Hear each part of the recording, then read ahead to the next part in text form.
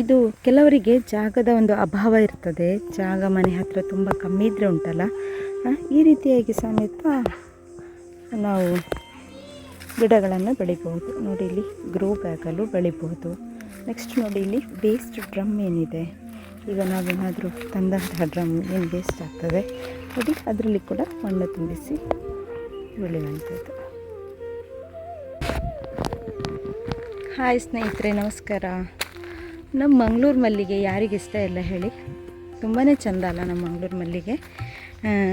ನಾವು ಗಿಡಗಳ ಬಗ್ಗೆ ಹಿಂದಿನ ಒಂದು ವಿಡಿಯೋದಲ್ಲಿ ನೋಡಿದ್ದೇವೆ.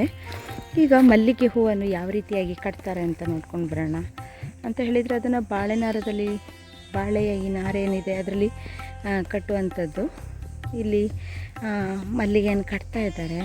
ಯಾವ ರೀತಿಯಾಗಿ ಕಟ್ತಾರೆ ಮತ್ತು ಅದನ್ನು ಯಾವ ರೀತಿಯಾಗಿ ಕಟ್ಟಿ ಮಾರ್ಕೆಟಿಗೆ ಕೊಡ್ತಾರೆ ಅಂತ ಹೇಳೋದನ್ನು ನೋಡಿ ಬರುವ. ಬನ್ನಿ, ಹಾಗಾದರೆ ಹೂವನ್ನು ಹೇಗೆ ಕಟ್ತಾರೆ ಅಂತ ಹೇಳಿ ತೋರಿಸ್ತೇನೆ.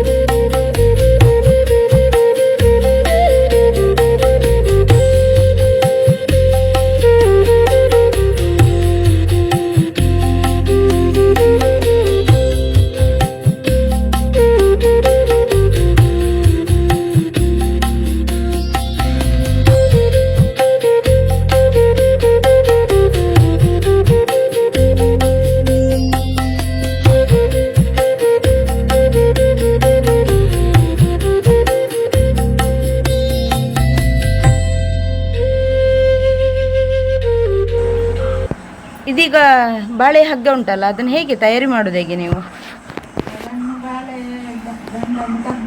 ಹಾಂ ಹಾಂ ಹಾಂ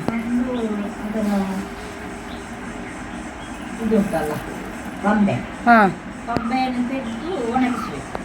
ಹಾಂ ಇಡೀ ಹಾಂ ಒಣಗಿಸಿ ಹ್ಞೂ ಒಂದು 4-5 ಬಿಸಿಲು ಬೇಕಷ್ಟೇ. ಅದು ಕಂಟಿನ್ಯೂವಾಗಿ ಸ್ವಲ್ಪ ಬೆಳಿಗ್ಗೆ ಆದರೆ ಹನಿಗೆ ಮೆತ್ತಗಿರ್ತದಲ್ಲ,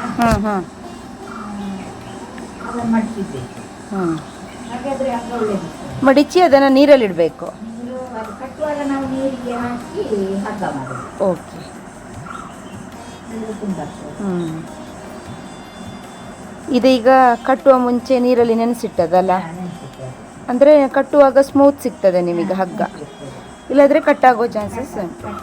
ಹ್ಞೂ ನಮಗೆ ಫಾಸ್ಟ್ ಫಾಸ್ಟ್ ಹ್ಞೂ. ಈಗ ಇದು ಅಂಗಡಿಗೆ ಕೊಡಲಿಕ್ಕೆ ತಯಾರಾಗಿರುವಂಥದ್ದಾ?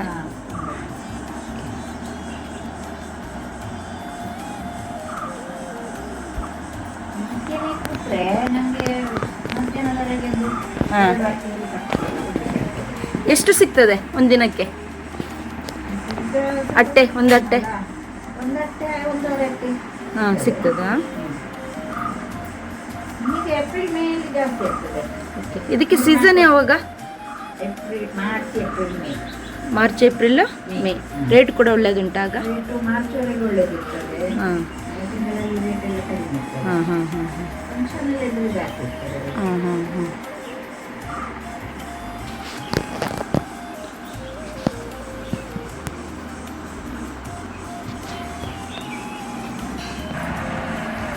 ಹದಿನೈದು ದಿನಕ್ಕೊಮ್ಮೆ ಗೊಬ್ಬರ ಕೊಡಬೇಕು. ಕೊಡಬೇಕು. ಯಾವ ಗೊಬ್ಬರ ಕೊಡ್ತೀರಿ? ನಾನು ನೆಲಗಡಲೆ ಹಿಂಡಿ, ಕೈಬೇವಿನ ಹಿಂಡಿ, ಹ್ಞೂ ಹರಳೆ ಹಿಂಡಿ ಹ್ಞೂ 3 ಒಂದು ಇದರಲ್ಲಿ ಪಾಟಲ್ಲಿ ಹಾಕಿ ನೆನೆಸಿಡ್ಬೇಕು. ಹ್ಞೂ ಅದಕ್ಕೆ ಸ್ವಲ್ಪ ಸಗಣಿ ಹಾಕಬೇಕು. ಹ್ಞೂ 4 ದಿನ ಆದ ಮೇಲೆ ಅದು ಕೊಳ್ತ ಮೇಲೆ ಬುಡಕ್ಕೆ ಹಾಕಲಿಕ್ಕೆ. ಸ್ಪ್ರೇ ಏನಾದರೂ ಉಂಟಾ? ಸ್ಪ್ರೇ ನಮಗೆ ಕೃಷಿ ಇದರಲ್ಲಿ ಸಿಗ್ತದೆ ಈಗಿನ ಅಂಗಡಿಯಲ್ಲಿ. ನಾವು ಅದನ್ನು ಬಳಸೋದಿಲ್ಲ. ನಾವು ಕೈಬೇವಿದ ಎಣ್ಣೆಯನ್ನೇ ಬಿಡೋದು. ಹುಳಗಳ ಬಾಧೆ ಉಂಟಾ? ಹುಳಗಳ ಬಾಧೆಗೆ ಅದನ್ನೇ ಹಾಕೋದು.